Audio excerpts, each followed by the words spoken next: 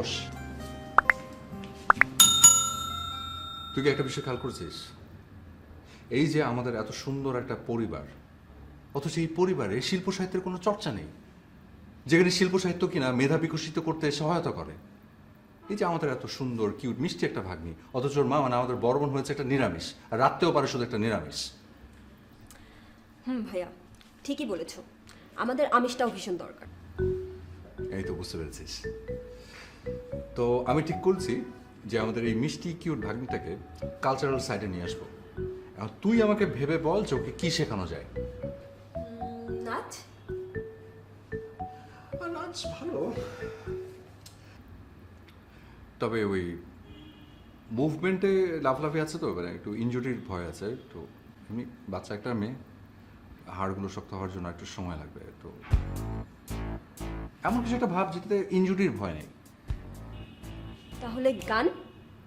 বাহ, এটা তো খুব ভালো কথা বলছিস। হ্যাঁ সেটাই, ওকে তাহলে আমরা গান শেখাই। তো গান শেখাতে হলে তো একটা টিচার লাগবে। দেখ তো একটু খোঁজ নিয়ে যে ভালো কোনো গানের টিচার আছে কিনা যে বাসায় এসে গান শেখাবে।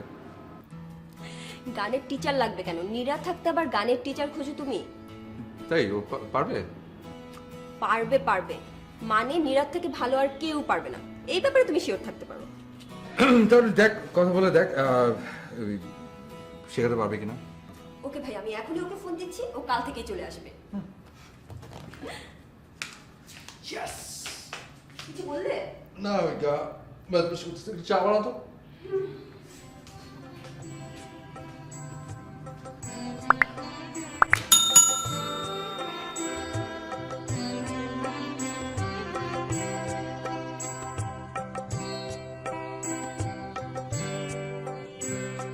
পুরানো সেদিনের কথা ভুলবি কি রে, আয় সে চোখের দেখা প্রাণের কথা সে কি ভুলা যায়। পুরানো সেদিনের কথা ভুলবি কি রে, আয় সে চোখের দেখা প্রাণের কথা সে কি ভুলা যায়। আয় আর একটি বার আয় রে সখা প্রাণের মাঝে আয়, মোরা সুখের দুঃখে কথা কব প্রাণ জুড়াবে তাই।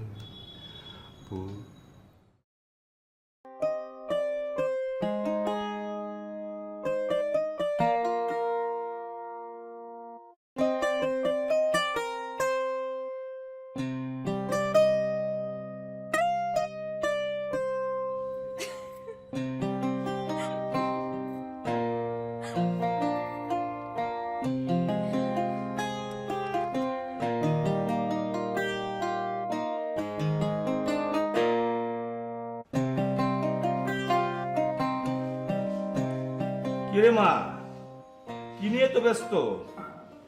আয় না রে মা, দাবা খেলি।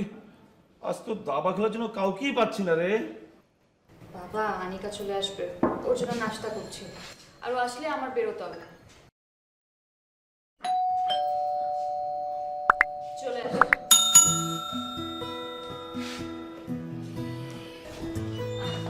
এই আনিকা, ভাইয়া পানি খাবে, এক গ্লাস পানি দে তো। হ্যাঁ শিওর, আসুন না না, আসুন আপনি ভিতরে। আয়।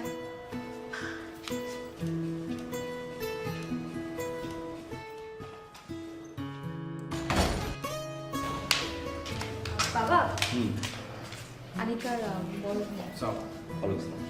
এসো বসো। আমি বসি।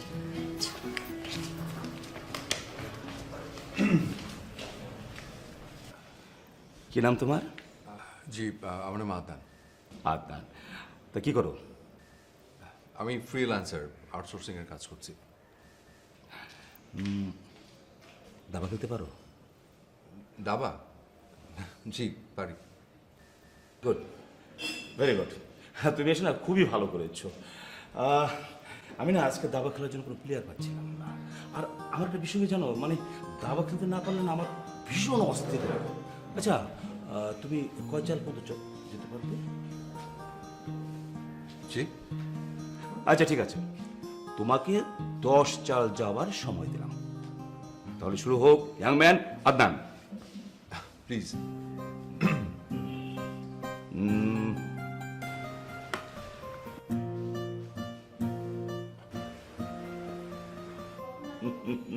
বুদ্ধির খেলা। হ্যাঁ।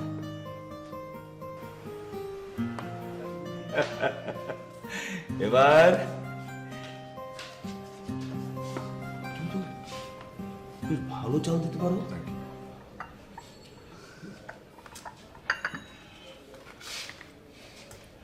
আচ্ছা তুই চল।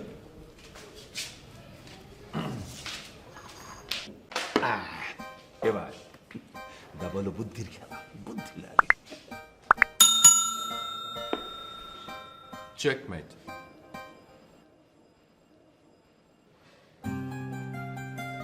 ও মাই গড, মারে ও তো দেখছে জিনিয়াস, আমাকে হারিয়ে দিয়েছে। তোমাকে হারিয়ে দিয়েছে? হ্যাঁ, you are very genius. Thank you. অবশ্য আমার মেয়েটাও, ও যে কাজ করে না, পারফেকশন 100 ভাগ। এমনকি ওর লাইফ পার্টনার সিলেকশনটাও একদম পারফেক্ট, একদম। Life partner? না, আমি সাইমের কথা বলছি। ও কিন্তু তোমার মতো জিনিয়াস। মানে এই যে আজকে তুমি হারালে, এর আগে আমাকে একজনই হারাতে পেরেছে, ওই সাইম। সিভিল ইঞ্জিনিয়ার হিসেবে বড় একটা কোম্পানিতে জব করছে। এখন অবশ্য মানে ও ডিগ্রি করতে লন্ডনে আছে। ভাবছি এবার লন্ডন থেকে আসলে ওই এঙ্গেজমেন্ট সহ বিয়েটা সেরে ফেলবো। আমি আবার একটা এদের বিশ্বে একটা ভিন্ন প্রকৃতির ফাদার। আমি আমার মেয়ের প্রতি 100% ট্রাস্ট আছে। ট্রাস্ট করবো না কেন? ও তো আজ পর্যন্ত ট্রাস্ট ভঙ্গ করেনি। আচ্ছা শোনো, তুমি কিন্তু এখন যেতে পারবে না। তুমি দুপুরে খেয়ে তারপর যাবে। ইয়াং ম্যান, তোমার ব্রেন আছে, তোমার সাথে এই মানে এই সাইমের একটা দারুণ মিল দেখতে পাচ্ছি। মানে এত ভালো খেলো। আচ্ছা আসি। হ্যাঁ, খুব ভালো খেলেছো।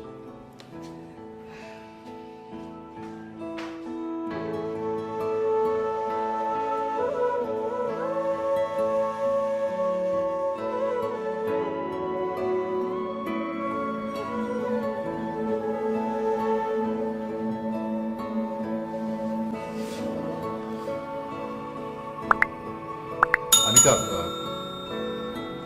জি ভাইয়া। আমি বাসায় যাচ্ছি।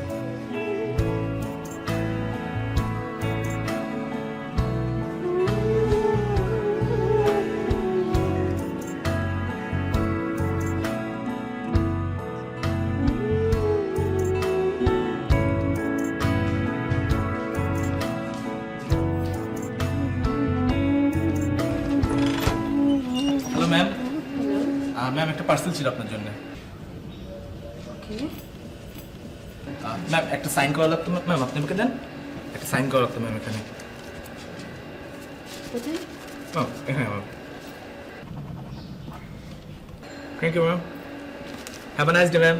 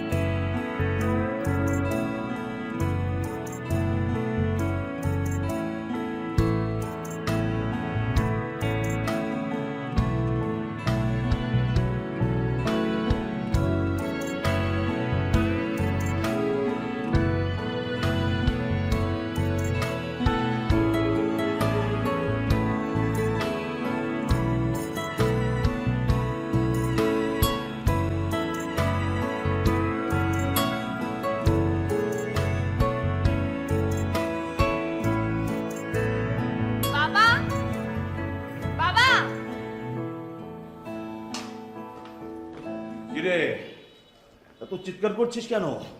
বাবা দেখো পাগলটা কি করেছে, কতগুলো গিফট পাঠিয়েছে। তাই তো।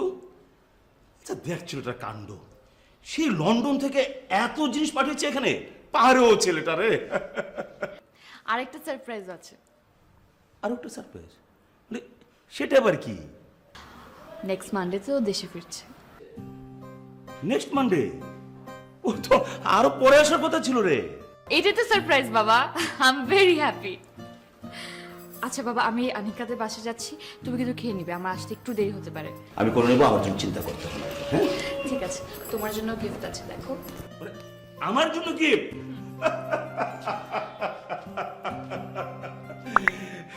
পাগলি বাবা, ছেলেটা একটা পাগল।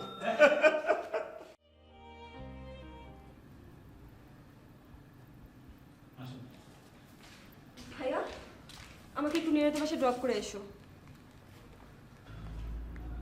তুই যা, আমি যাবো না। ভাইয়া প্লিজ একটু নামিয়ে দিয়ে আসো না। বললাম তো আমি যেতে পারবো না। ভাইয়া আমার যাওয়াটা ভীষণ এমার্জেন্সি। কি এমন ইমার্জেন্সি বল? নীরার ফিয়ান্সি সাইম কিছুক্ষণ আগে বিমান ক্রাশে মারা গিয়েছে। নীরা খুব সিক হয়ে পড়েছে।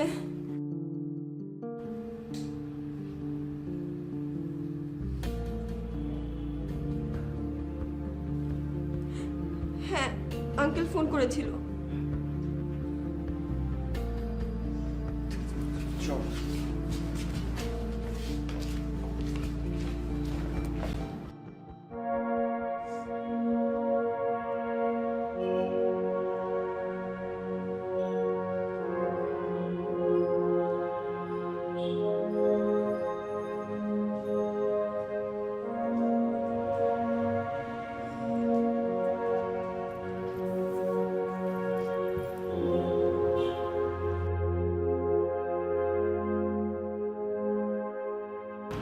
নীরা প্লিজ এভাবে ভেঙে পড়িস না, একটু শক্ত হ।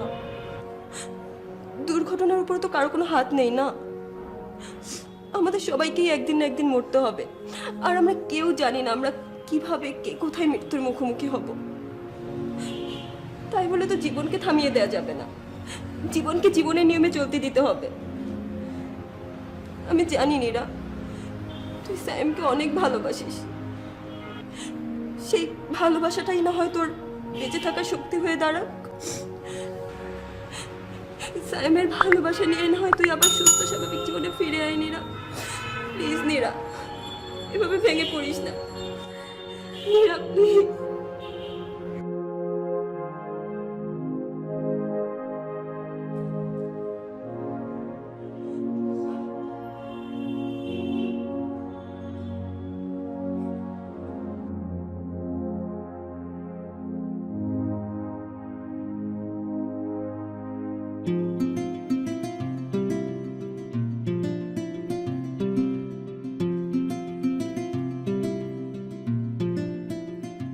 নীরা, আমি তোমাকে ভীষণ ভালোবাসি, বিশ্বাস করো। সেই ভালোবাসাটা ছোট বোনের বান্ধবীর প্রতি ভালো লাগা থেকে নয়, ঝুম বৃষ্টিতে একটা অচেনা মেয়েকে প্রথম দেখাতেই ভালো লাগা থেকে। এরপর আমি অনেকবার সেই ছাদটা নিচে গিয়ে দাঁড়িয়েছিলাম শুধু তোমার অপেক্ষায়, কিন্তু আর দেখা পাইনি।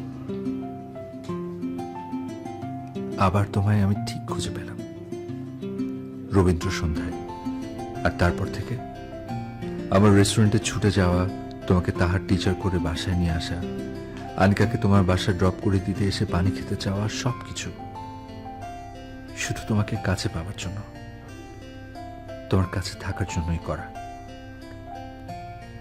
কিন্তু একবারের জন্য ভাবতে পারিনি তোমাকে আমি খুঁজে পেয়েছি আবার হারিয়ে ফেলার জন্য।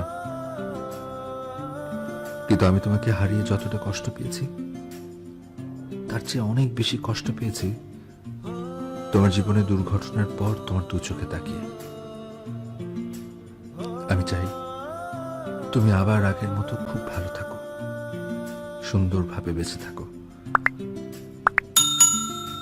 আনিকার কাছে শুনেছি দোলন চাপা তোমার ভীষণ পছন্দের ফুল, আর তাই সেই দোলন চাপা দিয়েই তোমাকে আবার ভালো রাখার চেষ্টাটা শুরু করতে চাই।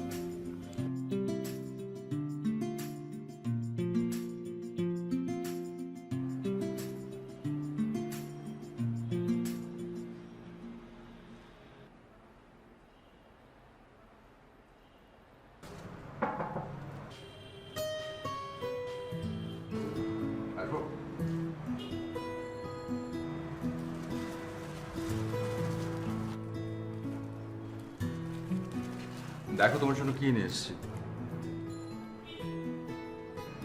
আনিকার কাছে শুনলাম তোমার সবচেয়ে পছন্দের ফুল নাকি দোলন চাপা।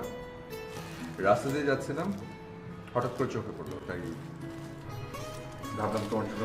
আপনি কেন শুধু শুধু এসব করছেন?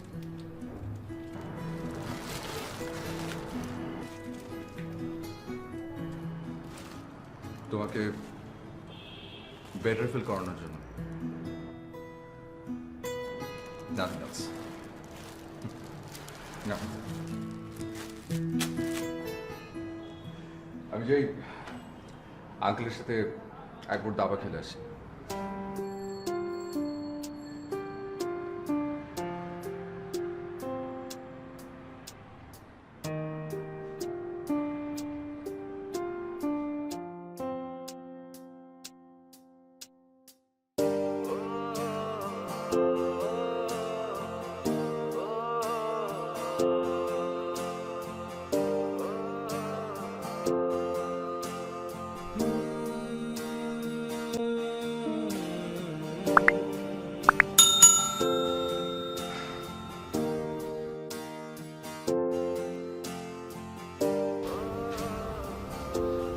আমি কিছুতেই মানতে পারছি না।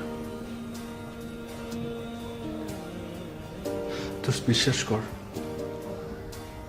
আমি যখন ওকে হারিয়ে ফেলছিলাম আমি ভীষণ কষ্ট পেয়েছিলাম, ভীষণ। কিন্তু এখন যখন ওর চোখের দিকে তাকিয়ে আমার কষ্ট দেখতে পাই, সেই কষ্টটা আমার হারিয়ে ফেলা ভালোবাসা থেকে হাজার হাজার গুণ বেশি। সেটাই তো স্বাভাবিক, যে সত্যিকারের ভালোবাসে সে তার ভালোবাসার মানুষের কষ্ট অনেক গভীরভাবে অনুভব করতে পারে।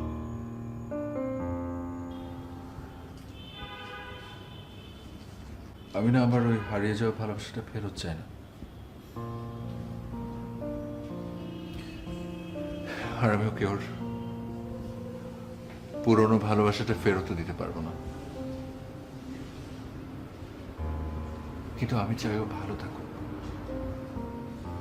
আবার আগে নীরব হয়ে বেঁচে থাকুক। আচ্ছা আমি কি করবো বলতো? কি করবি মানে? তুই ওর পাশে থাকবি, ওর কাছে থাকবি, ওকে স্বাভাবিক করার চেষ্টা করবি। এটা তোর দায়িত্ব। তুই হয়তো ইরার ভালোবাসা পাবি না, কিন্তু তুই তো ওকে ভালোবাসিস।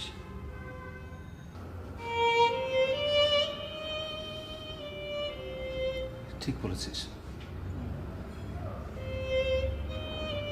আমি ওর পাশে থাকবো, ওকে আবার সুস্থ করে তুলব, ওর মন ভালো করার চেষ্টা করে যাবো।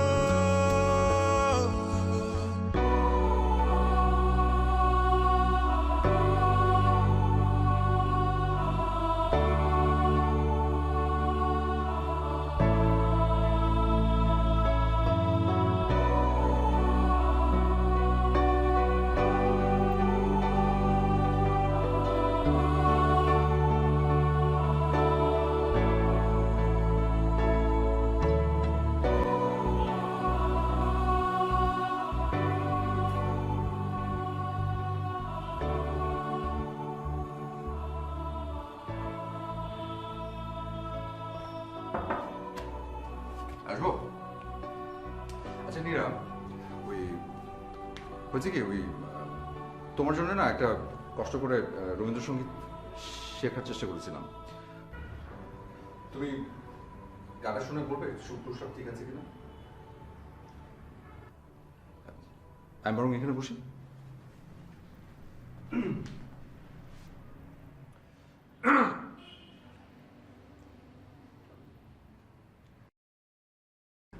কেন মেঘ আসে হৃদয় আকাশে, তোমারে দেখিতে দেয় না। মোহ মেঘে তোমারে দেখিতে দেয় না।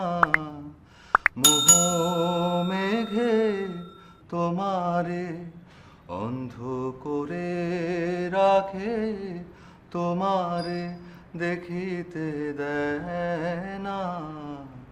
মাঝে মাঝে তব দেখা পাই, মাঝে মাঝে তব।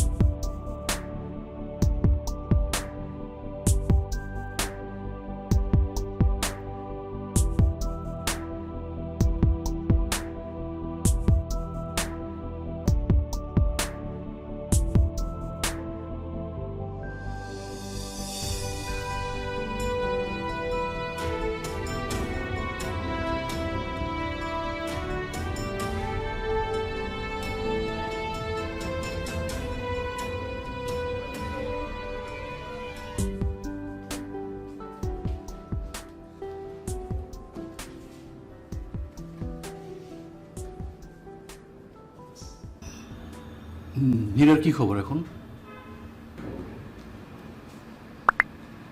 আছে, ভালো আছে, আর থেকে অনেক বেটার। তাই নাকি?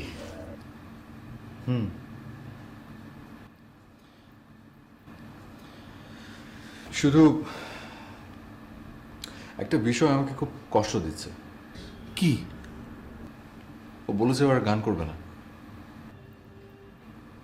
কিন্তু আমি চাই, খুব করে চাই যে ও আবার গান করুক। ওকে তোর ভালোবাসার কথাটা জানাবি না?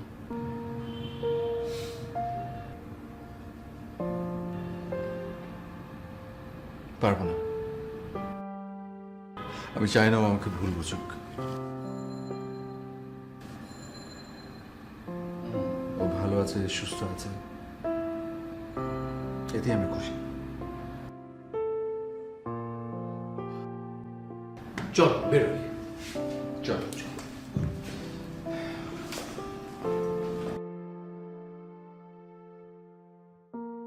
ভাইয়া, ভাইয়া একটু কলম দাও না।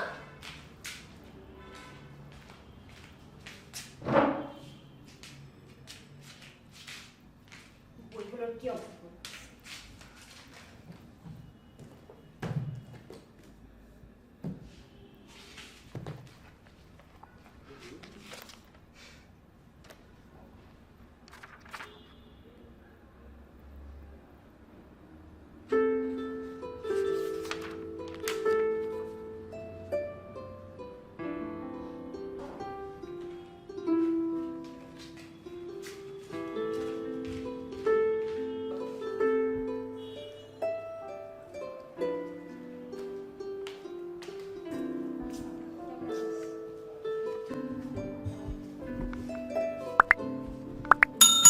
তারপর দিনকাল কেমন যাচ্ছে?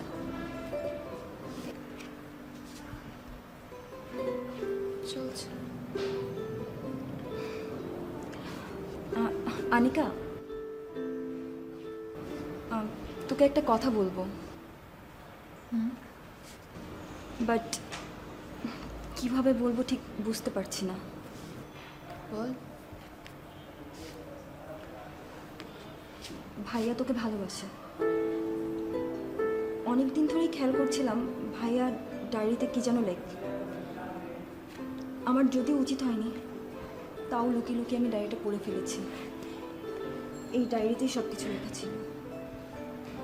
তুই এই ডায়েরিটা পড়লেই সব কিছু জানতে পারবি।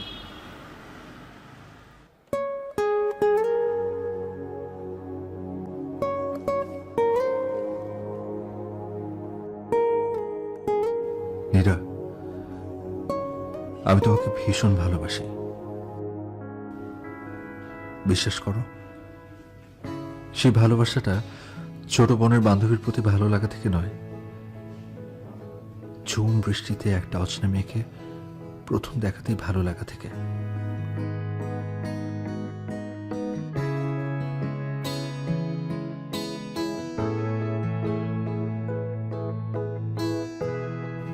এরপর আমি অনেকবার সেই ছাদটা নিচে গিয়ে দাঁড়িয়েছিলাম শুধু তোমার অপেক্ষায়, কিন্তু আর দেখা পাইনি। আবার তোমায় আমি ঠিক খুঁজে পেলাম রবীন্দ্র সন্ধ্যায়।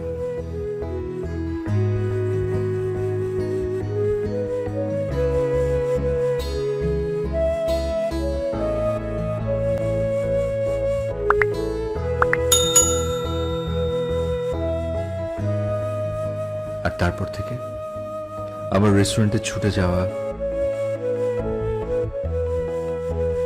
তোমাকে তাহার টিচার করে বাসায় নিয়ে আসা,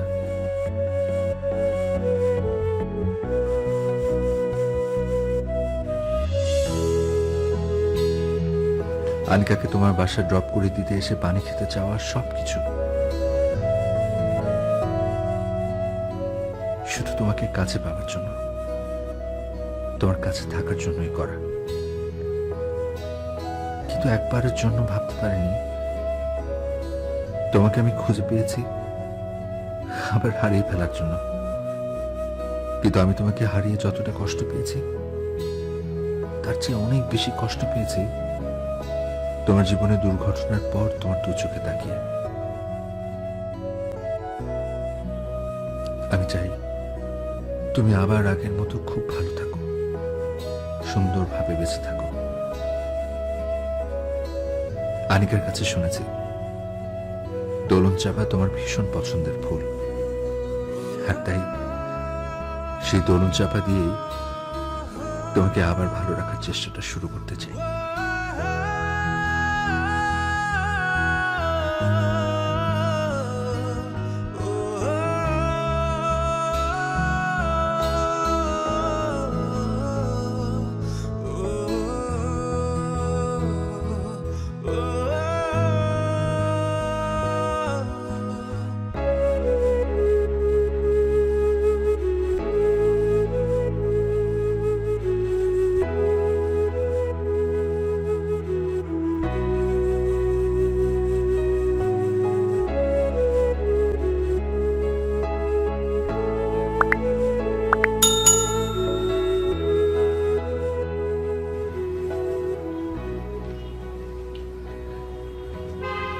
কি করছিস মা? না কিছু না। বাবা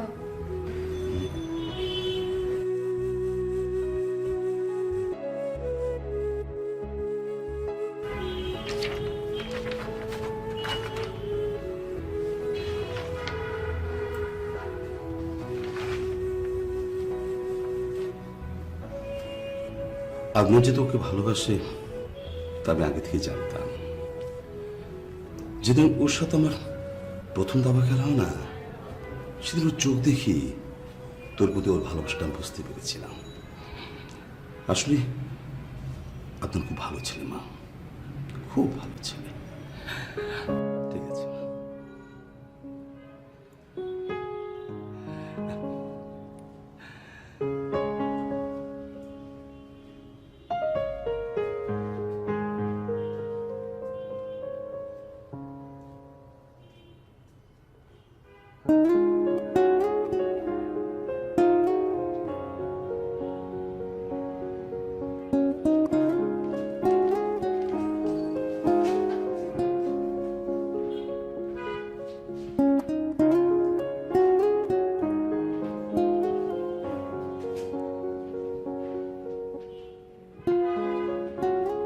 হ্যালো, আগামী শুক্রবার আমার একটা রবীন্দ্রসঙ্গীতের প্রোগ্রাম আছে, আমি ওখানে গাইবো। আপনি কি যেতে পারবেন আমার সাথে? ঠিক আছে, তাহলে দেখা হবে।